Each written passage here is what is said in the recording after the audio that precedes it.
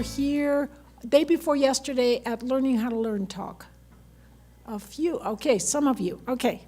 So what I want to talk about today, for some of you, I teach a very large course called Learning How to Learn, and it is the world's largest massive open online course. We have almost 2 million students in it, and it's almost like we're a happy family. We have some people here in the audience from Learning How to Learn. I'm free, maybe. Yes. Oh. Yeah. Okay, can you hear me? Yeah? Okay. So I want to give you a sense today of what goes into making good online learning. So maybe I can give you some ideas to improve things here, although I'm already seeing great work in Colombia. So to start with, I would like to talk to you about something called the Flynn effect. How many people have heard of the Flynn effect? No. Oh, good. Yay, fresh meat. So here's the Flynn effect. The Flynn effect is that over the last 100 years or so, IQs have risen on average around the world. So they've risen by about 30 points. So a person of today is actually much smarter than a person of, say, 100 years or so ago. And this was observed by a fellow named Flynn from New Zealand, and it's been verified by a number of other researchers. It does look like people are getting smarter. Now, why is that? How could it be that people are getting smarter? I mean, we have pretty much the same genes as the people from 100 years ago. They think that in large part may have to do with the fact that most people today are exposed to more information and more sources of learning.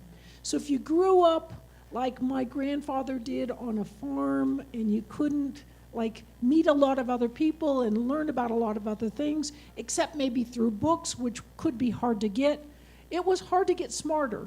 But today, just because of what you can learn and what you're exposed to, it's easier to get smarter. So related to this idea, I'm going to show you a basketball game. So this is a basketball game at Northwestern University in the 1950s. And that really tall guy there, that's Wilt Chamberlain. He's very famous in the United States as a great basketball player. Now, suddenly in the 1950s, all of a sudden, basketball players started getting a lot better in the United States. How could that be? Why would basketball players suddenly get better? And it's from a strange reason. Because of television. Television started going into houses even of people who were from disadvantaged backgrounds.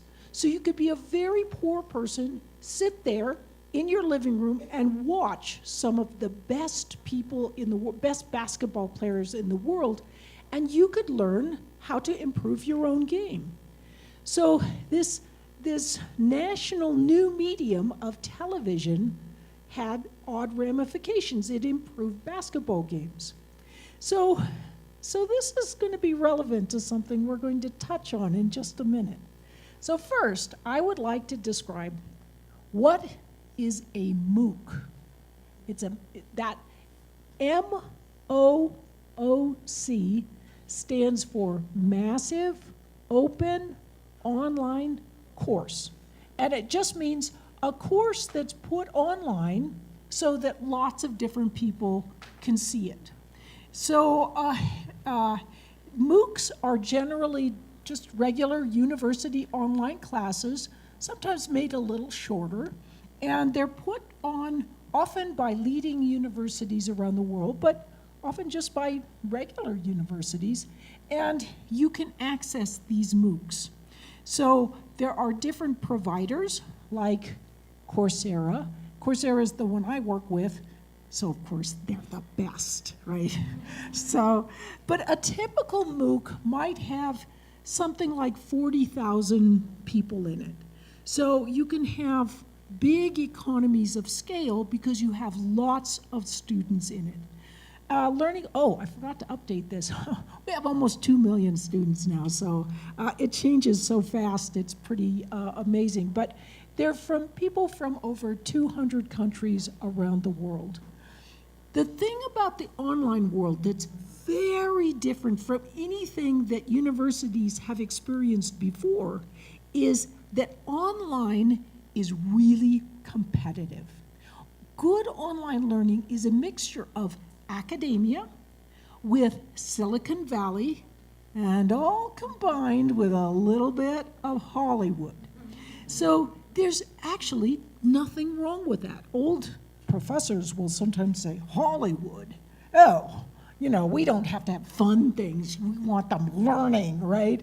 But a little bit of fun and a little bit of special effects can actually make learning much more interesting. So the bottom line is people really love it. We got, for example, my co-instructor in the MOOC, Terence Sinowski, he's the Francis Crick professor at the Salk Institute. He and I got a forum posting once, and it said, this young girl, she was 10 years old, and she says, I signed up for this MOOC. My mom said I could sign up for a MOOC, and I chose this one, and so we took it together. I did better than my mom because I followed your advice and I didn't cram, and I never understood that professors could be so witty. So I'm like, of course we were witty because I was scripting in that witty, right, and trying to make it humorous. But MOOCs, people really like MOOCs. So like when we first came out with Learning How to Learn, there were 200 MOOCs. Now there are around 7,000. They're growing fast. Coursera itself, there's companies that are worth on the order of $1 billion are called unicorns. Coursera is approaching the unicorn territory. It's something that people really value, get a lot from. So right now, there's as of the end of 2016, there's around 4,000 MOOCs. Now there's around 7,000 MOOCs. If you're at a university, here's the important point, and that is that MOOCs are your competition. When you're teaching at a university, you're not just, hey, it's me and my class and maybe my colleague has a similar class. It's people can actually look at some of the best teaching in the world. It is a little bit like that period in the 1950s where people could start learning about how to play basketball. Now, learners themselves can go and take courses and learn, and it's really a fantastic new world. And for both students and teachers, it really is like that 1950s period. Teachers themselves can watch some of the best teachers in the world, get insights, and improve their teaching, the smart teachers can, and students, of course, can get different perspectives. Now, just to give you a little bit of background, there are 4 main kind of English-speaking world MOOC providers. I don't know, do you have television channels like we do in the US here in Columbia?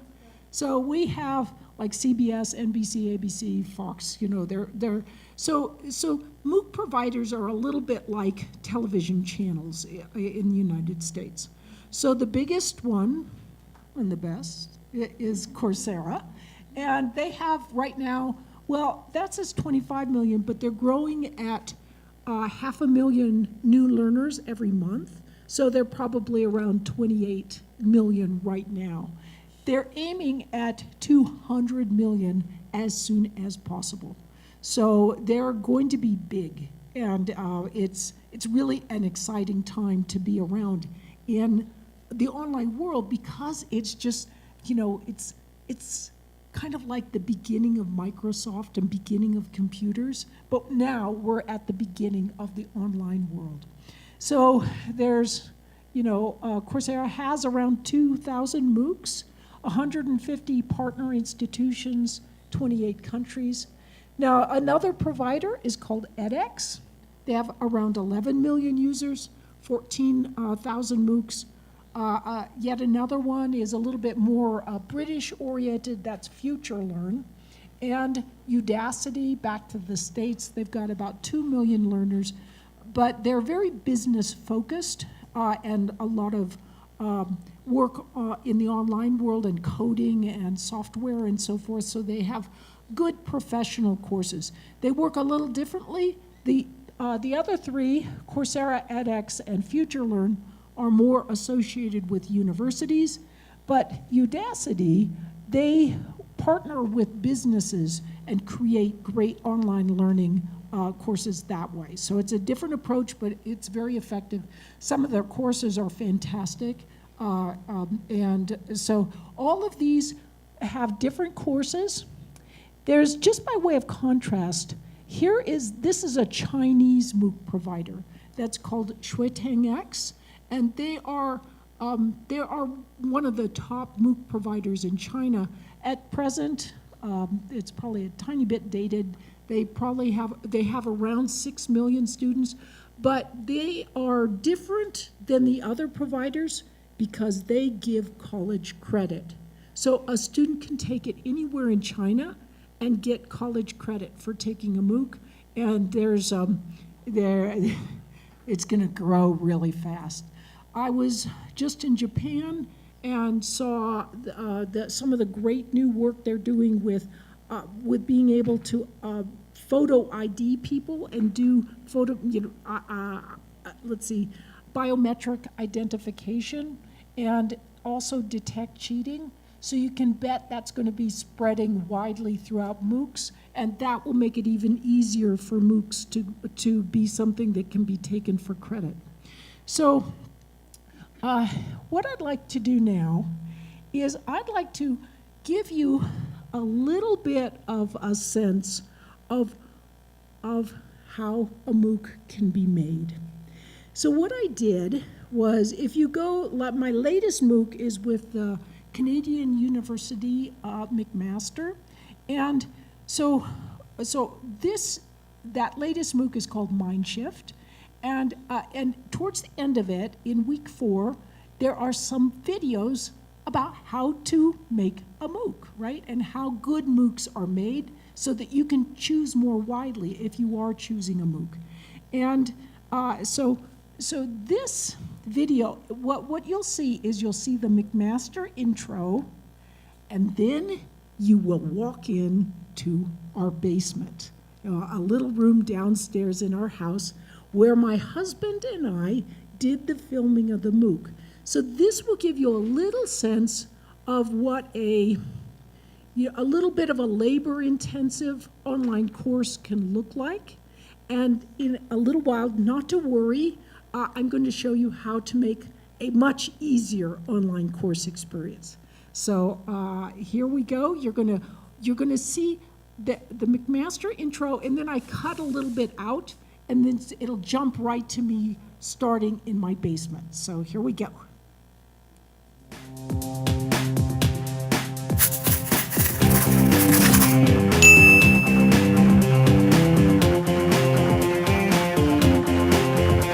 Looking behind the scenes at our basement and at the scripting and editing process actually gives you a sense of what's going on behind the scenes in a fair bit of online learning, so you can make better decisions about what works for you. You can see the green screen here. It's just a cheap cloth hung on a frame that we bought online. You can see the rest of the basement around me. There's the teleprompter hood, the edges of the lights here, and there's the fireplace and the edges of the room. How do green screens work? Well, I just stand in front of it like this. Then we crop using a video editing program to get rid of the stuff on the edges. Then we stick whatever background we want behind me, just like the weather person at your local TV station. I can be in the jungle or in the city. We can even just stick in an animation from PowerPoint. This is all a pretty straightforward process, although trust me, just like anyone, when I first tried to do it, I had my share of frustrations. Notice the infinite effect that we simulated by just draping the cloth gently forward. You might be surprised to learn that even top-notch MOOC making facilities that I've toured around the world often don't have a full-length green screen. Why might a full-length green screen be important? Because from an evolutionary perspective, things that suddenly loom closer to you were more likely to kill you. So motion that appears to jump closer, as when you go from full body to half body on video, activates all sorts of neural attentional layers. Motion of all types, especially unexpected motion, really attracts attention. So there we go, that's our basement.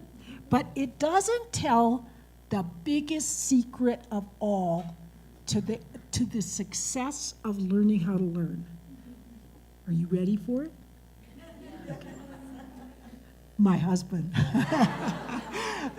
So here he is he was the man behind the camera, and together we did a lot of the video editing, but he was just such a great sport, because I remember my editor, because I've just written a book, A Mind for Numbers, and that's what the MOOC was based on. My publisher, Random House, is calling me up and saying, you need to be writing these op-eds for the Wall Street Journal and the New York Times, and I'm like, I don't have time. I'm in the basement making a MOOC, and they're like, what's a MOOC, right?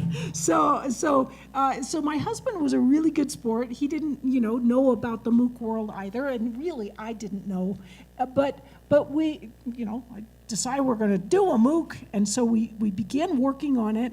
And he was a big part of the success behind the scenes. So I'd like to talk about, what other aspects besides having a great husband helps make for a great MOOC. And first of all, having cheerful, friendly instructors is a real plus. You can look at, so I mentioned this morning about Class Central. And so just Google Class Central if you want to know a good place to go to find out who's making MOOCs about what subject. You can just type in the subject line and say, I want a MOOC on Gabriel Garcia Marquez, something like that, or Colombia, or the Spanish language, or data analysis or something, and you can type it in and it will come right up. And you'll get a list of courses, and they will have reviews. So you'd be amazed at how many incredibly prestigious universities have terrible courses with awful and boring instructors. So you want to go and look at what some of those reviews say about the instructors, because having a cheerful, friendly instructor can be a really big plus. And humor, of course, goes a long way, but we'll get to that. So metaphor and imagery make a big difference. They can really help improve things. So instructors that take a lot of care to develop good imagery can make a difference. So attention to the video editing is also very important. So notice how when the curtains blew, it was as if on command. Because I'm talking about motion, did you notice how your eyes went over there? Because it was moving. So motion is a critical part of developing a good MOOC. So here's what you will sometimes see in MOOCs. Here's the professor. The professor is talking and reading from the script just like this. And beside the professor, there's pictures or maybe bullet points coming up, and it is so boring. So a good MOOC has a lot of interaction, a lot of motion and attention to detail of the video editing. Now, how did I discover this, right? Because most universities, particularly at that time, were not doing this. It's because I didn't have any money, so I had to do all the editing myself, right? So I was like, I am so easily bored about things. And I thought, how would I edit to keep my attention? Well, it turns out if I edit to keep my attention, lots of people, because I'm so easily bored. And a big part of it was just having things move so it's not always static. It makes a big difference. And of course, humor is a big, big aspect. If you have 2 courses online, one of them has the material. The other one has the material and has some humor. Which one are you going to pick, right? So it's a competitive world. You want to add a little humor in if you want to be competitive. Now, sometimes people will say about MOOCs, they'll say, well, MOOCs are really not that good because they have very high dropout rates. Well, I would like to remind you of textbooks. Textbooks, how many people actually read through every chapter of a textbook, do most of the problems, and really finish? Almost nobody does that. So textbooks clearly have a high dropout rate. We should stop publishing them, right? It's very analogous to that. I mean, people take MOOCs for a variety of reasons. Sometimes they just go in to take a quick look. Other times they only want week 1 or week 4 or something like that. And so MOOCs are still, they're fulfilling a very important role in much the same way that textbooks do. So people had said in the 1400s when books first began to be published and they were disseminated broadly, you know what professors said? They said, textbooks are evil because they're going to replace us. Clearly they're really bad. Don't buy textbooks. So now professors are like, yes, of course you must buy a textbook because it's a great complement to the class. I think it's going to be like that with MOOCs. Now it's, don't watch MOOCs. They're evil. They'll compete with us. Not every professor says that, but some who are worried about the competition. But I think gradually they'll begin to realize it's a great asset for their own course because it takes a lot using this technology to make a MOOC. It just takes time. So having these kind of assets available to a class can be very, very helpful. So I like to say that MOOCs are kind of like dating. Now, what do I mean by that? What do you do when you're dating somebody? So like when Philip and I were dating, I was always like, I'm at the South Pole because that's where we met. So it was Antarctica, so I couldn't get all like really fancy, but I did the best I could to, look good and everything. And when you're dating somebody, like, let's say you're kind of not feeling that good that evening, well, you might cancel just because you don't want to come across as looking bad, right? You always present yourself while you're dating in the best way possible. That's what MOOCs are like. When you're in front of the camera, it is the best lecture you've ever given. Because if it's not very good, you can throw that taping out and retape it so until it's a really good looking lecture. Now, how does this compare with classes? Regular face-to-face classes. Regular face-to-face classes are like marriage, right? So what you see is what you get. I wake up in the morning, I look all disheveled. Sorry, that's the way I look. I make a mistake or something sorry, I can't take it back. That's the way it is. So MOOCs can be really, really good. So that's sort of my little bit of insight about MOOCs and the world of MOOC making. I think more and more professors will see the asset that it can provide to their own classroom, and students will see that some MOOCs are great in providing insights that they sometimes don't get in class. But how can you make simpler online materials?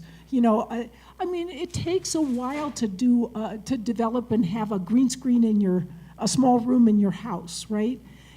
What if you're just a professor and you want to do something simple online that's pretty easy to do? Well, I'll give you some insights about that.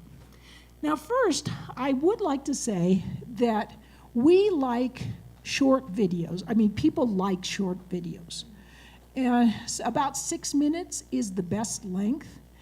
But this is good if you're doing a massive open online course, because you can sit there and really think and create short little snippets of the videos. But it takes a lot of work to make something short, right? So sometimes for your regular classes, you might actually cheat a little bit and put on like 20 to 30 minute little videos that you put together. Tell your students to watch it maybe 20 minutes maximum at a time. It's just so much easier to create something that's a little bit longer. So I have to give you some examples of course, we have to integrate some humor into our online learning. So we might as well start with that. This is often what I do is I'll have PowerPoints, and I'll begin a PowerPoint with a stupid, humorous section, right? So this is sort of me doing kind of stupid, funny stuff to get people started in an online video.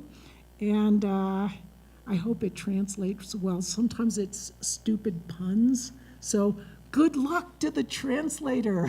Okay, here we go. Here we are back for statistical sampling, part G. This is where we left off last time. Remember that we say the expected. This is actually the coolest Excel spreadsheet in the entire universe.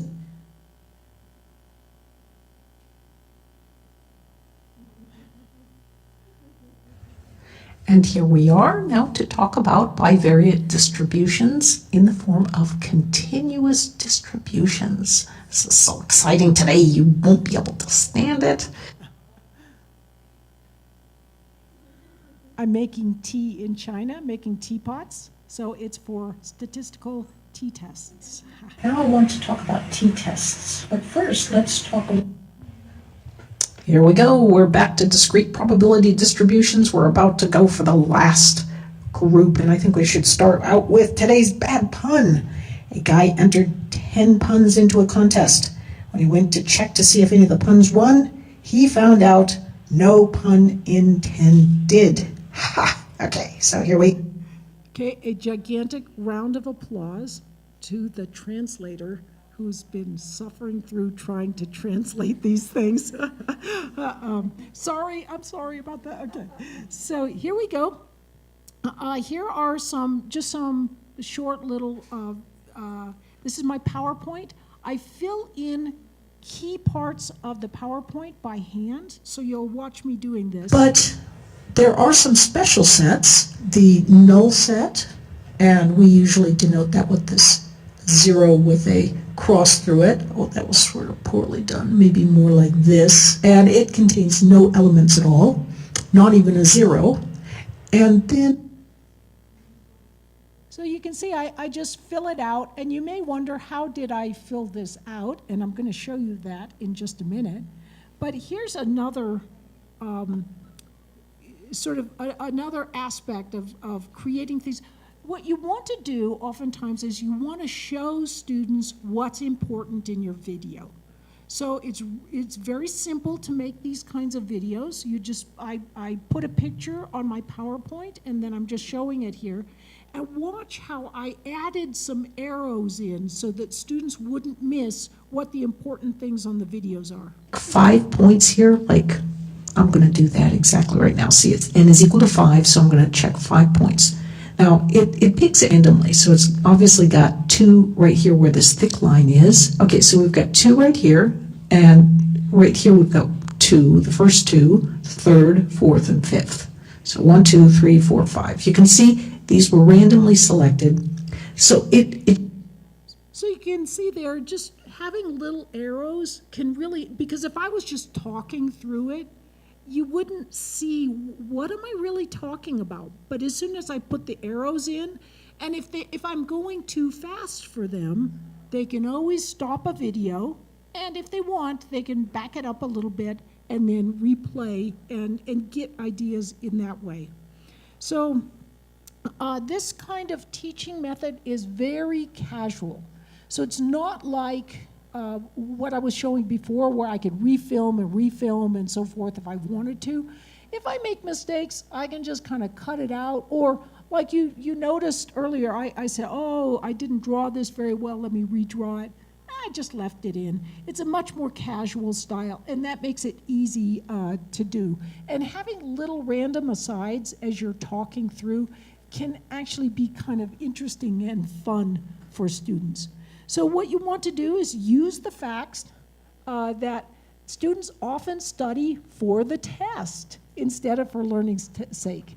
So they often come to us and they say, yes, yeah.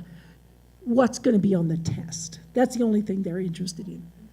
That's okay. That is a tool you can use. So watch how I use the idea. I want them to get a very important idea. So what do?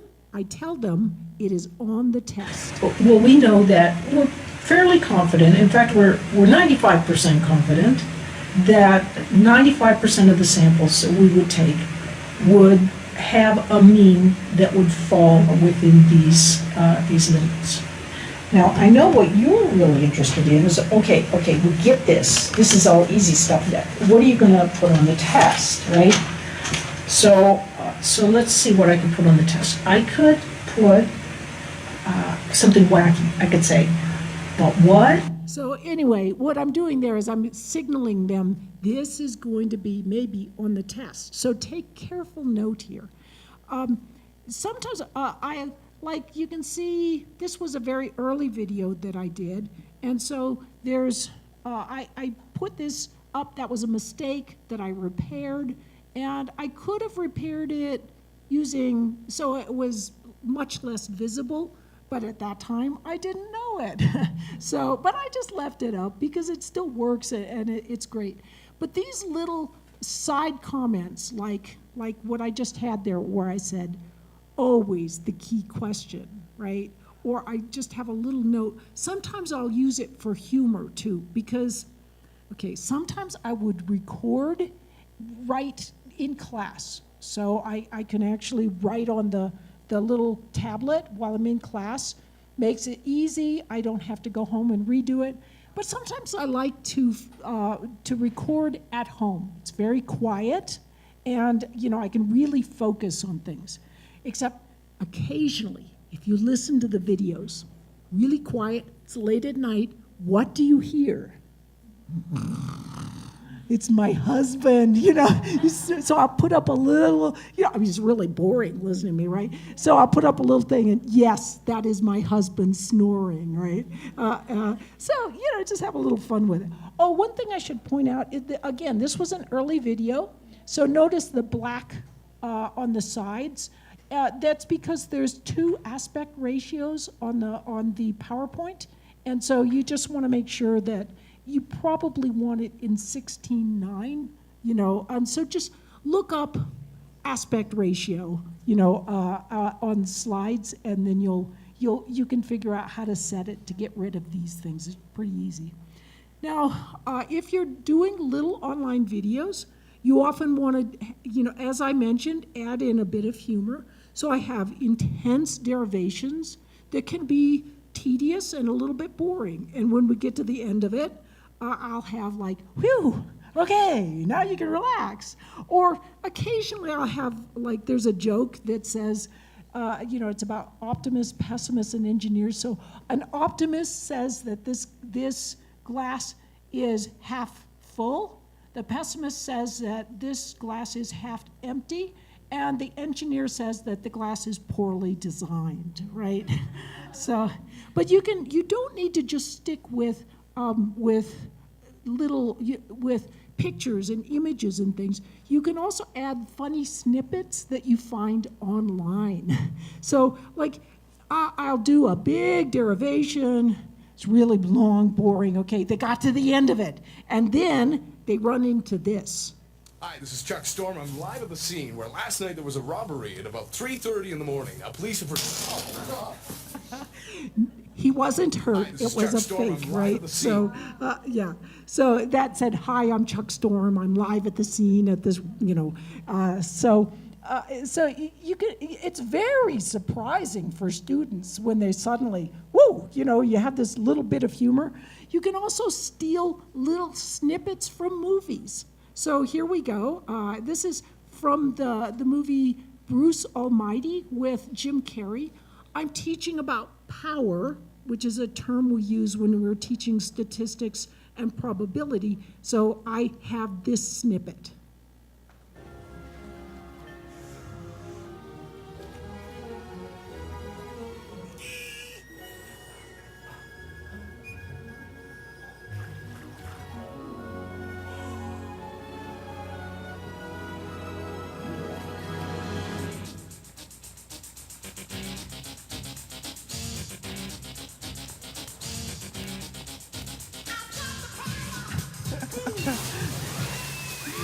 It's like so perfect, right? I've got the power, So you can take little snippets like that, and it really can enhance and it help you have some fun with what you're doing online. Notice the music there. This is Colombia, right? You've got to have stuff that has good music in it because it's like in your blood. So I also sometimes will pick little cartoons. So this is a very old Looney Tunes cartoons, but it may not be what you expect. Oh, son of a gun. You thought I was going to say son of a bitch, didn't you? I hope that was translatable there. So sometimes I will have little snippets from movies that also help give a sense of the history of my discipline in engineering. And so here's an old movie called The Great Train Robbery, and it starred Sean Connery.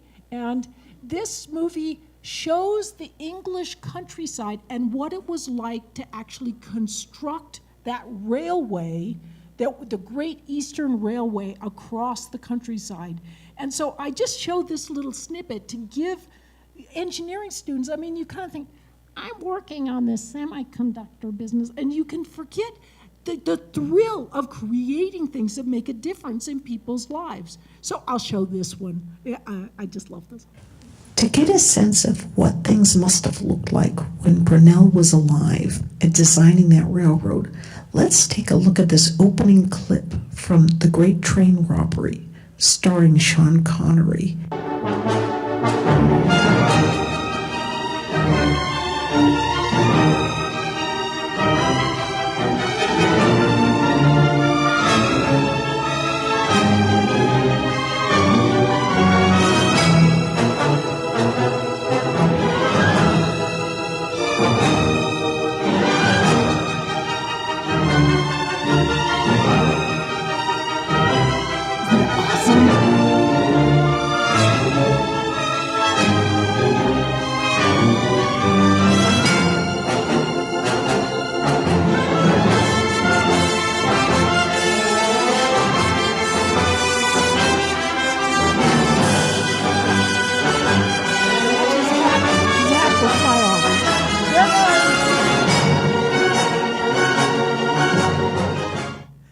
So I just love doing this. Just a little snippet here and there. And notice that music makes it so exciting, so dynamic, right?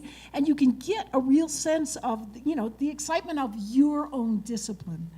So what do you do if you're not funny? Right? So here's the thing. Even if you're terrible, even if you've got a dreadful sense of humor, if you try a little bit, students will really appreciate it. So I know, so engineering is, for some weird reason, not known to have really funny professors, right?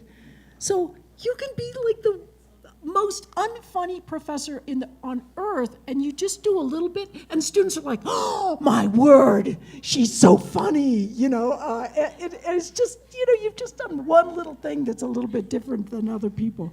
So oftentimes, obviously, I ask my husband for good, funny insights. I ask our kids, sometimes other students, my friends and so forth, they'll give me little ideas for videos. It's very helpful. And also, there are a lot of joke websites out there. So, if you're in, like the statistician, you put a what does the statistician say who's got his head in the oven and his feet, on fire? In a bucket of ice. So head in the oven, feet in a bucket of ice. What does he say? On average, I feel just fine. So it's just horrible jokes, but you can find a lot of them. And kind of what comedians often do is they'll try out a joke. If it's good, they'll keep it. If it doesn't work very well, they'll try something new. And you can kind of do the same thing. Sometimes I recommend to people watch a little bit of comedy here and there. And don't just sit and watch it. Sit and watch it with it analytically. What are they doing that makes people laugh, right? And you'll be surprised, almost by osmosis, you'll pick up some more things. So how did I create those little videos that we saw? I use something called Camtasia Studio, which I think you can buy for about $200. Your institution can buy an institutional version of it. There are free versions of this that don't have as many options. So I think Camtasia has something called Jing. If you Google up, free screen capture programs, that will get you started with things. If you have a little more money or your university is supporting you, this one is a very good program to use. All you do is just press a button. It will start capturing the screen. When it's done, it automatically has that screen. This is that little video track. And you can go in, press S, and it will snip it, and you can cut things out. It's very simple. Camtasia has a lot of videos on how to use their product. So you can be up and running with it in, an hour or two. If you're not very tech savvy, maybe 2 to 3 hours. So it's really not hard at all. So you can get a microphone that you can plug in with a USB connector. So this is a condenser mic. It picks up my voice plus the class's voice. So if I'm recording in the classroom, I can be talking, and it will also capture, like Fred in the back asking a question. It can capture his voice too. So that's a very good microphone for that purpose. Another set, just a headset mic can it'll just capture you. And I had thought that it would not capture snoring beside me, but it can still do that. I can verify that. Then there's this Wacom tablet, and it is something a little smaller than this screen right here, and you plug in the USB, and then you can see the pen right there, and I just write on it like a piece of paper. So I pull up my PowerPoint, write on it. I can do it in class so they see the screen and I'm writing, or I can just watch my own screen and write and fill out, and then I'm just capturing the screen as it's going.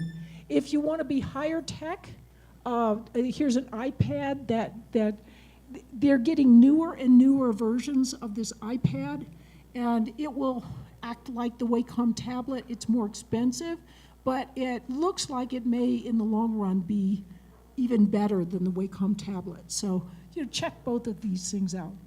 Now, once you have, what I did was I recorded my class, one of my classes, each semester for a while. So each day, I do the class. I have a bunch of classes, so it was all I could do to just teach the classes, and then one class, I would make sure that video was made for that class.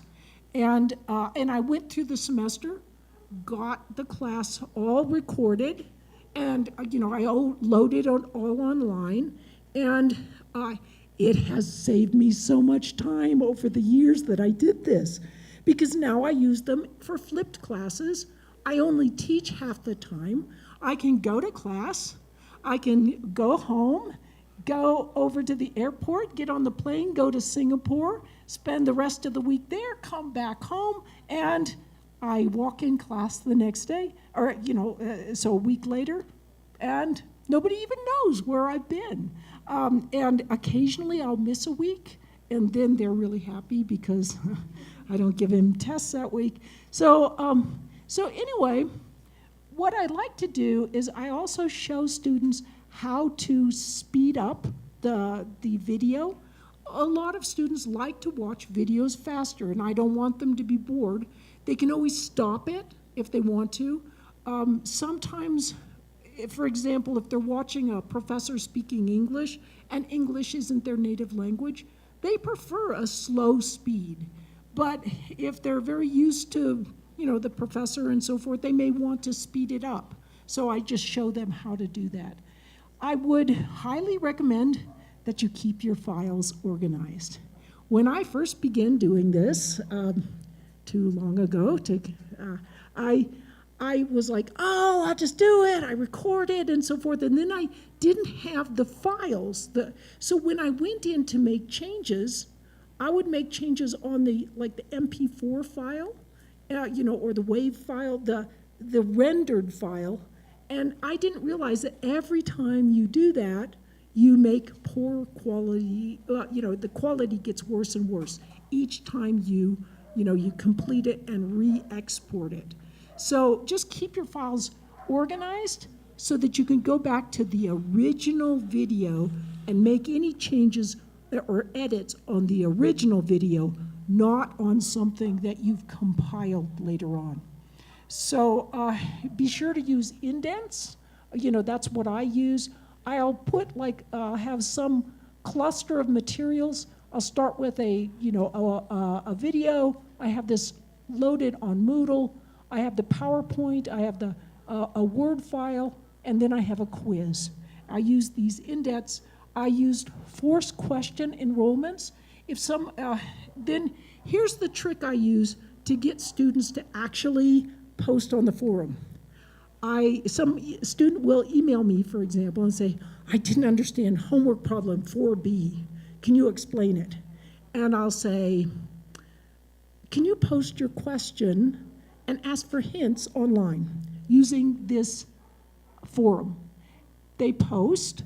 Because it's forced enrollment, that posting will go out to all students. No one will answer.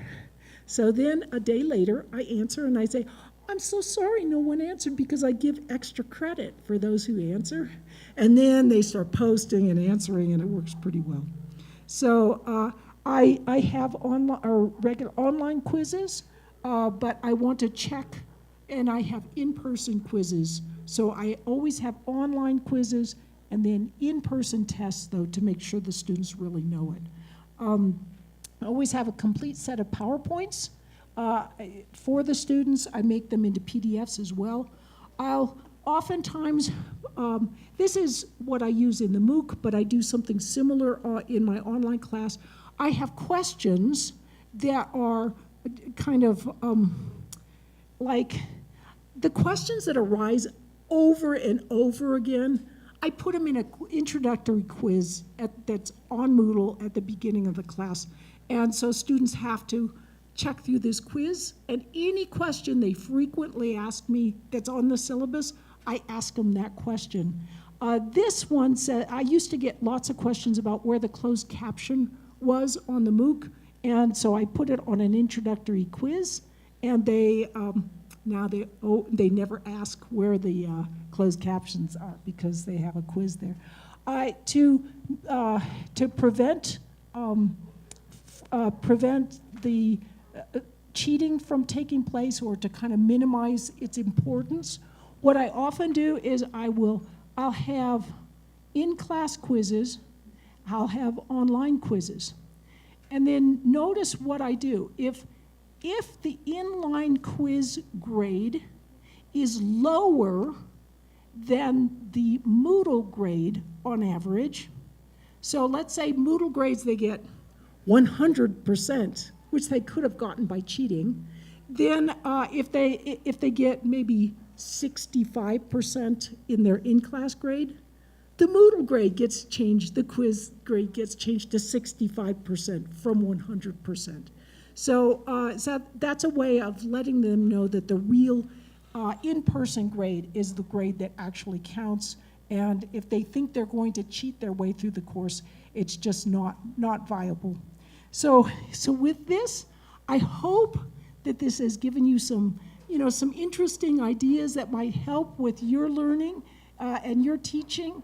And I cannot tell you how much I have appreciated the invitation, Jaime, from you for coming here to Javeriana.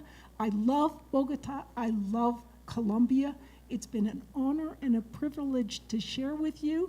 And I just want to say that learning is so exciting.